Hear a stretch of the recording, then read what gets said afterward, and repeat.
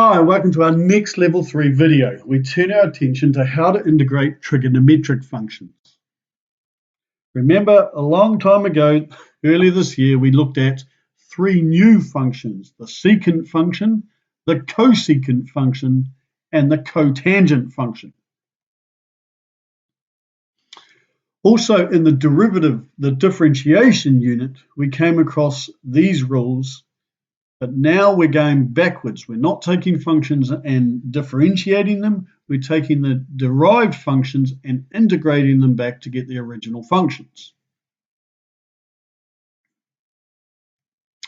All right, last thing to think about is these composite functions. If we ever have y equal to a sine x, it just differentiates to a times cos x. The a stays out the front, a number out the front.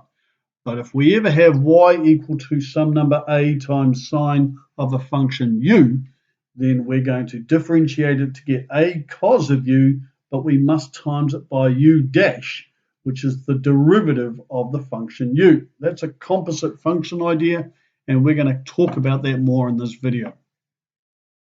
So, example 1, let's integrate 5 sec x times tan x with respect to x. So we pull out our formula sheet and we can see that the sec function times the tan function integrates back to the sec function.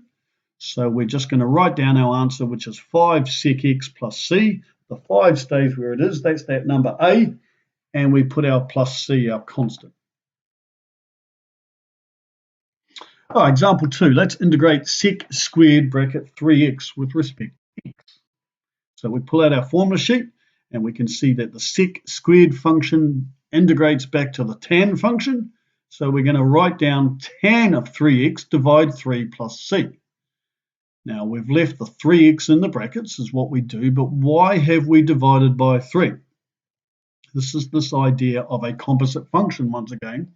And when we differentiate, we multiply by u dash. So when we integrate or anti-differentiate, we must divide by u dash. And u dash is the derivative of 3x, which is 3. All right, let's move on to example 3 and show you how to do something like this. Let's integrate 2 times cosec squared of x with respect to x. Now we pull out our formula sheet and we can see that the minus cosec squared function integrates back to cot function. But we don't have a minus at the top. We have just 2 cosec squared x. So here's the little clever trick we're going to do. We're going to make it a negative 2 cot x plus c to reverse the negative operation.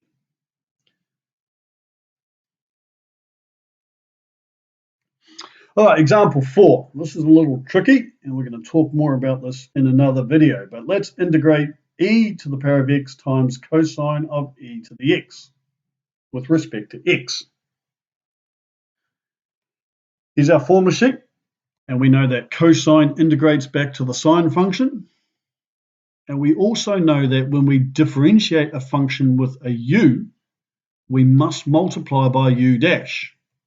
So this u dash is where this e to the power of x has come from, because we have u inside the brackets, which is e to the power of x, and e to the power of x differentiates to e to the power of x. So this is where this e to the x has come from. So our final answer is just going to be written as sine bracket e to the power of x plus our constant c. All right, that's a little tricky. We're going to talk a little bit more in an upcoming video about this idea. Great, thanks for watching.